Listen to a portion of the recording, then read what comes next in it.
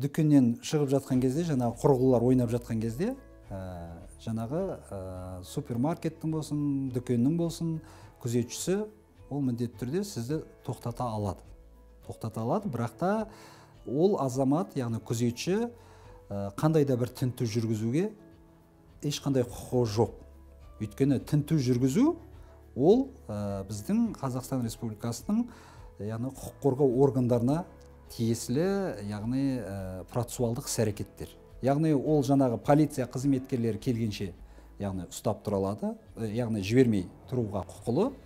Егерде шынымен де тікелей ұрлық жасалды деген күмән туындаған жағдайда.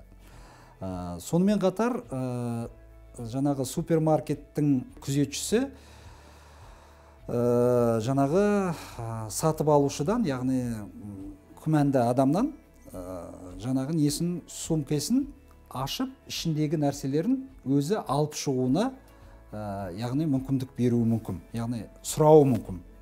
Бұндай жағдайда сатып алушы оны сумкасын ашудан, өзі алып шығудан бас тартуға құқылы. Бірақ та егерде ол өзі еркімен келісіп, сумкасының ішіндегі заттарды, нәрселерді көрсетсе, ол былайша айтқанда ешқандай заң бұзушылық болып табылмайды күзетшісінің тарапынан. Өйткені ол өз еркімен ұсыныс жасады, ол ұсынысты қабылдады, алып шықты. Ал егерде бас тартса, сатып алушы бас тартса, онда полиция қызметкерлері келгенше жаңағы күзетші ондай іс-әрекет жасауға құқысыз. Егерде жаңағы полиция қызметкерлері келгенше жаңағы сумканы ақтарған жағдайда, ертең күні ол азамат қылмыстық жауапкершіліктен құтылып кетуі мүмкін. Өйткені жаңағы тінту жүргізу, жалпы сумканың ішін ақтару, ол тек қана полиция қызметкерлеріне тиесілі нәрсе.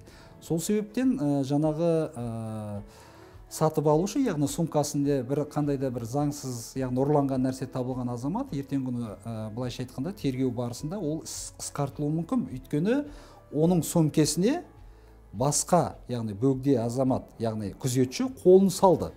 Яғни қолын салғанда ол яғни кез келген нәрсені сумкасына салып жіберуі мүмкін.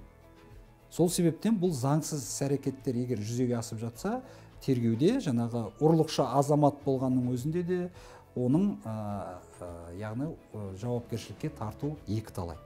Өйткені ол егерде сондай позиция ұстанса, тергеуге барған кезде мен білмеймін, сумкамды ашты да ішіне салып жіберді, ішінен алып шықты. Сол себептен бұнда жаңағы күзетшілерге мұқият болу керек және бұндай іс-әрекетке жол бермеуге тиіс.